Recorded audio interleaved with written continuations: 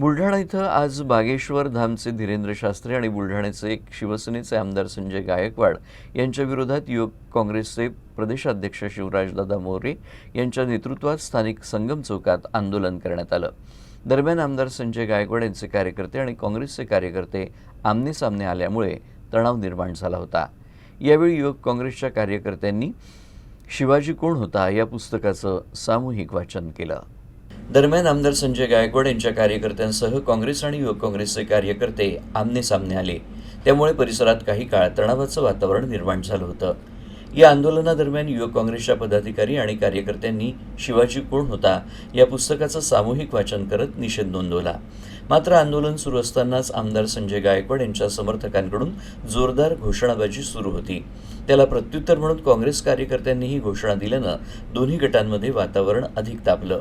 काही काळ दोन्ही गट आमने-सामने उभे ठाकल्यानं परिस्थिती चिघळण्याची शक्यता निर्माण झाली होती। मात्र घटनास्थळी तैनात पोलिसांनी तात्काळ हस्तक्षेप केला आणि दोन्ही गटांवर नियंत्रण मिळवलं। पोलिसांच्या सतर्कतेमुळे संभाव्य अनर्थ टळला आणि पुढील परिस्थिती नियंत्रणात आणण्यात यश आलं। छत्रपती शिवाजी महाराजांची शिकवण आहे, परस्त्री ही माते समान असते आणि कुठलीही स्त्री असते तिला आपण माते समान वागणूक दिली पाहिजे, तिचा मान सन्मान केला पाहिजे आणि ते विरोधकांचे असो आपल्या दुश्मनांची असो कोणाची असो ही शिकवण आम्हाला छत्रपती शिवाजी महाराजांनी दिलेली आहे। आणि आज आपण पाहिलं असेल की परवा तो बागेश्वर महाराज असेल, आज कुठला तरी महाराज आज छत्रपती शिवाजी महाराजांची प्रतिमा ढासळण्याचं काम करतात। छत्रपती शिवाजी महाराज हे कमी आहेत कसं आहे त्याचा करण्याचा प्रयत्न करतात।